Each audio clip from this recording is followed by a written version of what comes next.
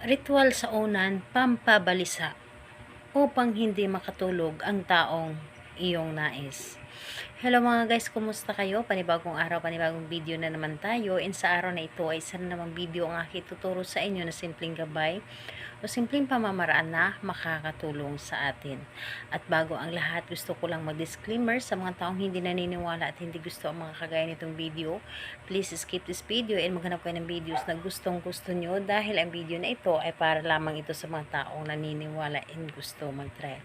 Sa lahat po ng mga nagko-comment dito sa aking video dito sa loob ng aking channel, mag-ingat sa lahat ng mga nagre-reply sa inyo na dinadala kayo sa kanilang WhatsApp, mo app upang makaiwas po tayo sa scam. Ngayon po, ituturo ko sa inyo paano nga ba siya mababalisa, paano siya hindi makatulog na kahit anong gagawin niya ay hindi talaga siya makakatulog. And dito po is pwede natin itong gawin kahit na kayo ay magkalapit at magka-LDR sa isa't isa.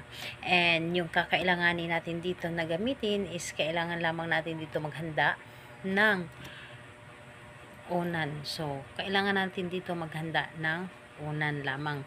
Yung unan mo na iyong ginagamit. So, yun po ang dapat nating ihanda. And kapag handa na yung unan, syempre, i-ready natin ang ating sarili. Kailangan na alam natin sa ating sarili na gustong-gusto natin itong gawin at buo ang ating loob sa paggawa dito.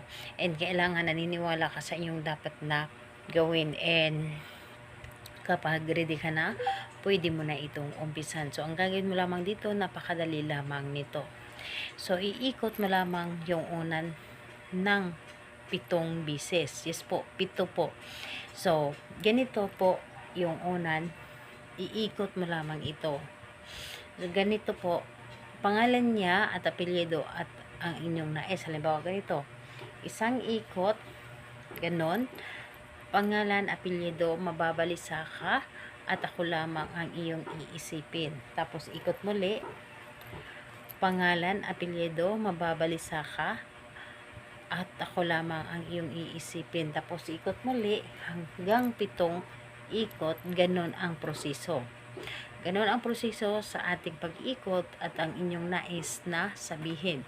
So, pagkatapos mo itong sabihin at yung unan mo ay ilagay mo lamang doon pabalik sa inyong hinihigaan and hampasin mo ito ng 3 bisis.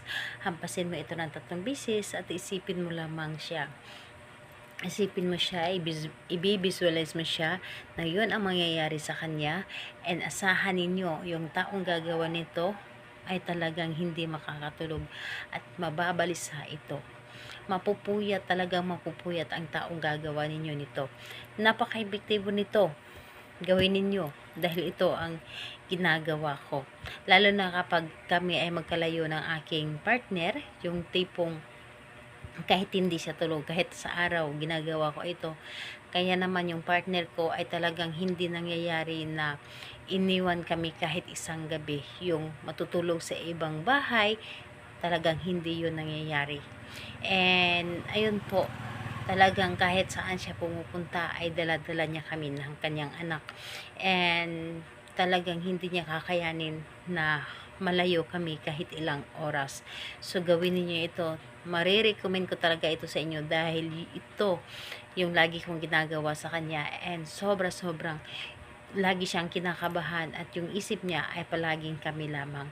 So, kung magtatanong ka kailan ito siya pwedeng gawin, kahit anong araw at oras pwede mo itong gawin.